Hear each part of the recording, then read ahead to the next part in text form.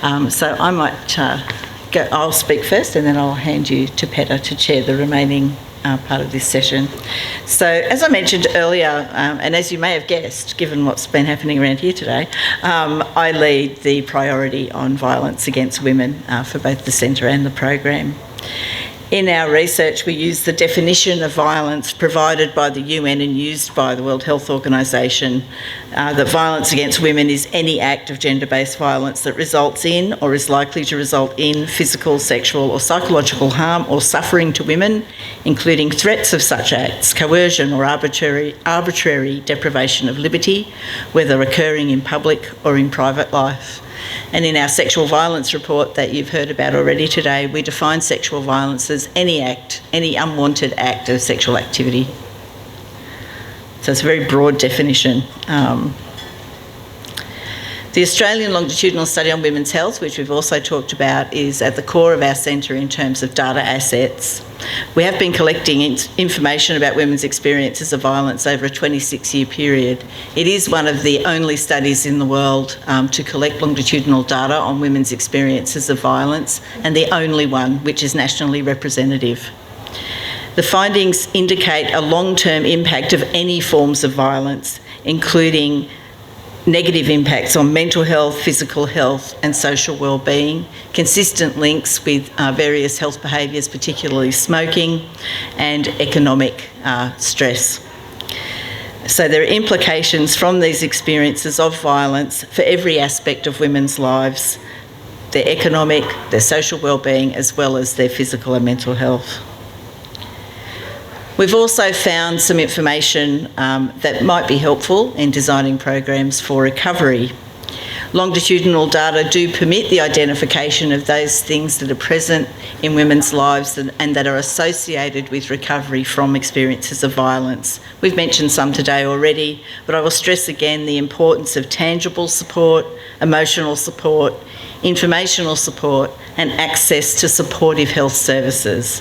We know from our qualitative work that these types of support must be presented in a non-judgmental manner. I don't need to talk again about the report from this morning. We also delivered a report to the Mental Health Commission last year where we described women's safety during COVID. Information from that report was used in mental health policy as well as in the upcoming national policy to end violence against women and their children. We also directly provided evidence to the House of Representatives inquiry. So one of the things we do in the centre is have a really strong focus on translation into policy, and I would say we have an emerging area in translation into practice. Current research on violence against women being undertaken by researchers who are working within this priority include these on this list. So exploring international data, looking more closely at adverse childhood experiences, health trajectories after intimate partner violence has ceased. So one of our early indications there is that actually time is insufficient for recovery from experiences of abuse. Interventions to prevent sexual harassment in the workplace, adherence to screening in relation to HPV vaccine uptake and the influence of experiences of violence on that relationship. And this highlights something that I've been banging on about for years, and that is that if you are going to research women's health in any way, you really should be taking into account experiences of violence. As we've seen this morning, that is not an uncommon experience, and it does have health implications that last a lifetime. We're also looking at elder abuse and dementia. I think Steph is somewhere in the room, the PhD student working on that project, and violence in the military, and I think Natalie was coming today as well, PhD student who's just starting out looking at that work. And we're also pursuing some co-production funding that will become available through Wharton. And I will hand you now to Petter, who will chair you for the rest of this session. Thanks, Deb. So as we've mentioned, the program's got 3 pillars or 3 themes. So Deb's just talked about the violence theme. So Dr. Melissa Harris is going to talk next.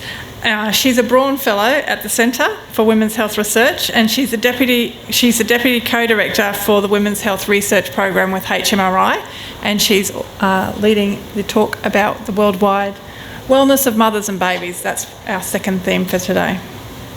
Thanks, Petter. So I'm the co-program lead of the Worldwide Wellness of Mothers and Babies program, and so I'm going to throw another acronym at you. We refer to it as WWOM because it's a mouthful. Okay, so this quote here from Melinda Gates pretty much sums up our whole program. What we aim to achieve is that women and girls should be able to determine their own future no matter where they're born in the world. And our research therefore takes like a gender lens, and we take a holistic approach to women's health and women's maternal and infant health. So for our program, our vision, we were quite grand with our vision, and it was to eliminate preventable maternal and infant mortality and morbidity. So when we set up WWOM in 2016, we thought about what the vision would be, and to say anything less than to eliminate it would be doing an injustice to women and their children. Okay. So in order to achieve that lofty outcome that we have, what we do is we focus on achieving goals towards that and meeting the targets of the Sustainable Development Goals. So the majority of our research is focused on Sustainable Development Goal 3, and particularly the main targets that we're addressing is targets 3.1, which is to reduce maternal mortality, 3.2 to end all preventable deaths under age 5, and 3.7 is to have universal access to sexual and reproductive care, family planning and education. In saying this though, by achieving Sustainable Development Goal 3, our research has flow-on effects to other Sustainable Development Goals, such as Goal 5, which is to achieve gender equality, and Goal 1, which is around reducing poverty. Okay, so now we get to the themes of our program. So we're focused on improving maternal and infant health outcomes across the globe, and we see cultural diversity as a key asset in this research. So we partner with people who are in and of the cultures where the research is being conducted, and this has been achieved by developing reciprocal partnerships between researchers, community members, policy advisors and practitioners. So our research covers a large portion of the reproductive life course, beginning in the preconception phase all the way through child health outcomes. So our program is split into 3 major themes. So the first theme is led by me and covers the period from preconception to conception, and it focuses on the decision of if and when to have children, and the key topics of this theme have generally included pregnancy planning and access to preconception care, including those related to fertility issues, access to contraception and decisions around specific types of contraception, decisions around abortion care, and also post-abortion contraception. So the second theme focuses on maternal health, and that theme is led by Deborah Loxton. And this theme covers all aspects of antenatal care, delivery care, postnatal care, pregnancy outcomes and complications, maternal mortality and maternal near miss. So the third theme focuses on infant health, and that's led by Kath. And this theme focuses on research conducted from the birth of the child through to around age 5. And it covers such aspects as birth outcomes, such as prematurity, low birth weight, neonatal mortality, neonatal near miss, breastfeeding, and parenting outcomes. So as you can see in our diagram there, we've got 3 concepts, and we refer to them as our cross-cutting themes. So through all the research that we do, all of it relates to health service use, violence and adverse child health experiences, as well as chronic disease. and including mental health. Okay, so moving on. This is my favourite part. This is because this program, I think it was Francis that mentioned earlier in the day, was to do things that give you energy. And for us, this is where our joy is. So one of our main outcomes was to develop research capacity within the area. And we've done a lot of work with students from low and middle income countries. So over the course of the program, which really only began in 2017, we've managed to graduate over 20 PhD students, and we have 7 current. And not to embarrass them, but Tahir and Des, they're our most recent graduates. Do you want to put your hand up? Say hi, Deborah. So what we did was we've educated students from across the globe. So we've had students come from Ghana, Nepal, Bangladesh, but where we've obtained a critical mass of students was in Ethiopia.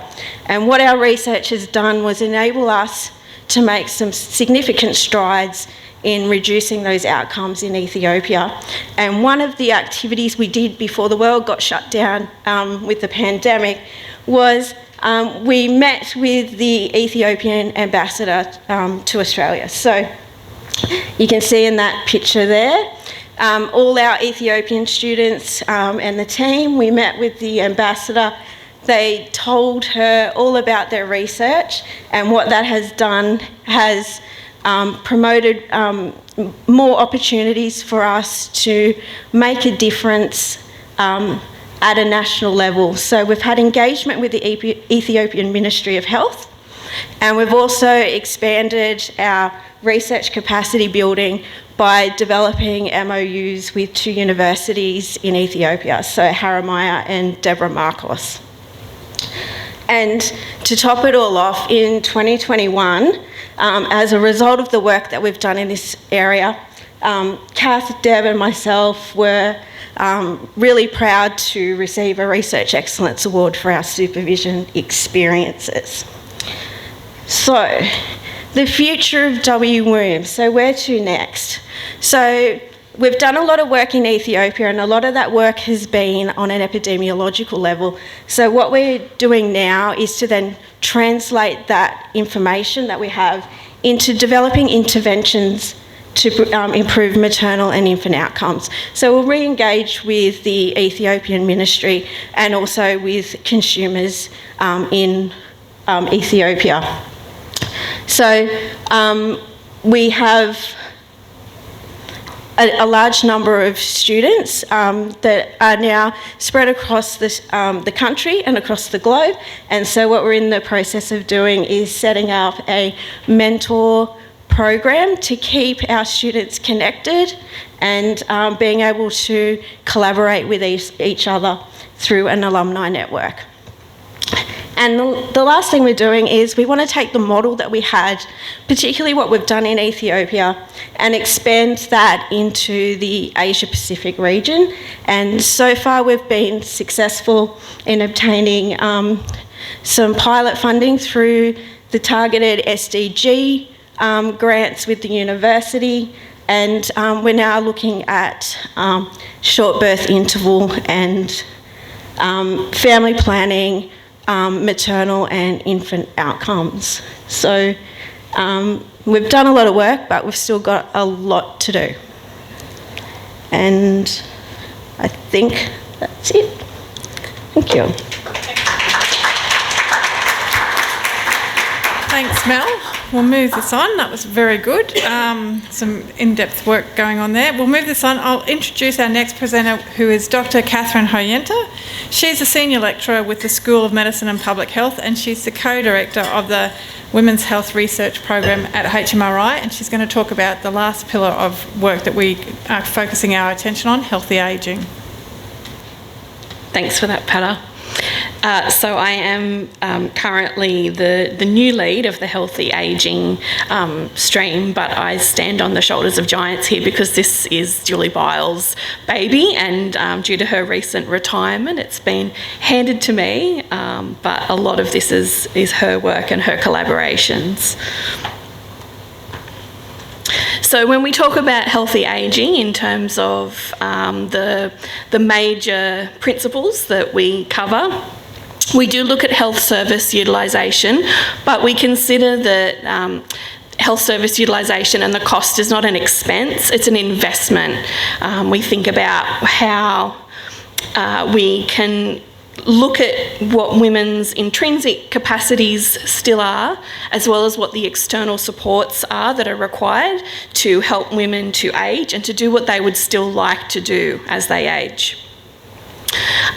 We look at trajectories of ageing, obviously being able to benefit from our asset, the Australian Longitudinal Study on Women's Health, allows us to look at women across all ages. A concept that I've pulled out here is the idea of re-ablement. It's a really important idea where if women have experienced sickness or injury, the assumption might be that they've lost a whole heap of capacities and they're not able to regain them, which is absolutely not true. There's absolutely an opportunity to re-able somebody to either regain some of those abilities or to identify the abilities that they still have that help them to have a fulfilling and valuable life, and what is valuable and fulfilling to them, and not just to what we assume is important to women. And we look, obviously, with that idea of the trajectories of ageing, we can look across an entire life course. We don't have a set date for when you suddenly become aged or ageing or anything like that. It happens from birth, and we can look at it with that in mind the whole way along. So I've pulled out one of the main projects that's really been going on in our centre for the last few years, and that was one that Julie led with some funding from the Australian Research Council that was called Beyond Successful Ageing. And in there she really and the group wanted to look at how we actually define successful ageing, what it means to individuals, what it might mean to clinicians, what it might mean to researchers. So part of it is disease and disability, but our own perceptions of what success means is also really valuable, and that needs to be heard along the way. And I think we've had some real gains with consumer engagement and involvement in this stream, and that's absolutely something that resonates with the work that we've been doing. The results that were published from the quantitative findings, so they were the findings from our survey results, which found that there were different trajectories of ageing. There were some women that had no disease, there were some women that had some disease but no disability, but they were all in different capacities still able to live independently with or without disease. Didn't mean that women were not able to have some level of independence along that way. And in the qualitative research that we did there, we did some in-depth interviews with women from two of the cohorts, and in the 1921 to 26 cohort, these women were in their late 80s and early 90s when they were interviewed. They really did put a lot of value on that idea of independence and what they can contribute to their families and to their communities, and that's what they found was really important in terms of their successful ageing.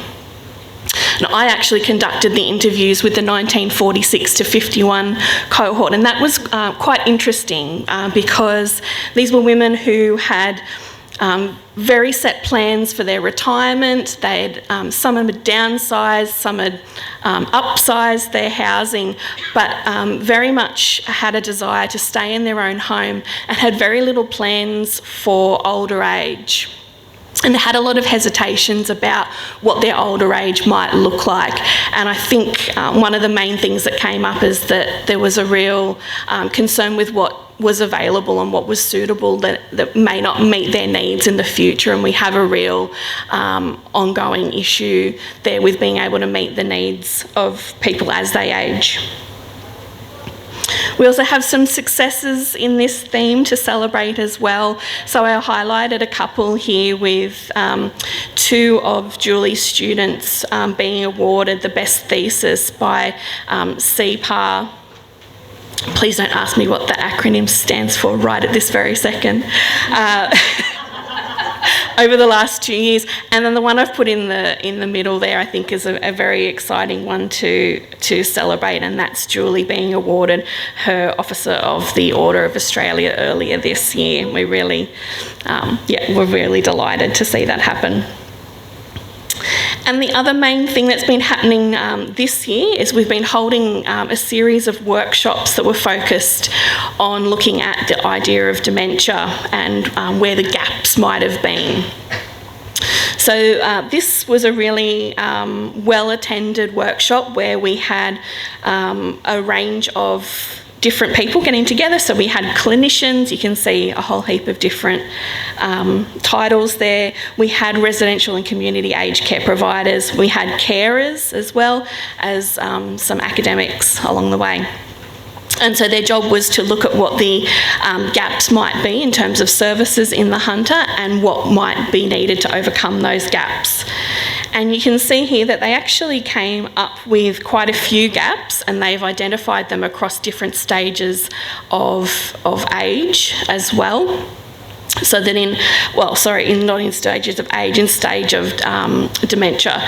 So in that early stage where people are starting to decline, they felt that stigma was a real barrier there, and about being able to seek treatment early was becoming a real issue. And they felt that there was limited access to preventative care. However, in that middle stage where people might have been experiencing some decline in their capacity, there were different difficulties in accessing aged care. And I think that really resonates with the barriers earlier on. If you're not on top of accessing services earlier on, it's very difficult to access them when they become critically necessary. And then in that late stage, a lack of advanced care planning was another area that they identified, and limited access to specialists as well. So where they take these findings is now up to the work of that group to start identifying some funding opportunities and some spaces where that work can really be expanded on. So that's the end of the healthy ageing stream.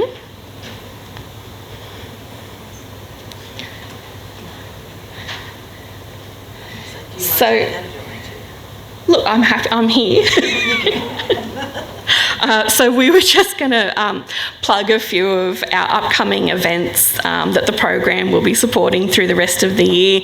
So for people who are members of the program, you might be interested in taking part in a social media training. We're going to have a social media specialist come and run a workshop for us there, because that's another really important avenue for getting our information shared, and also for getting feedback as well.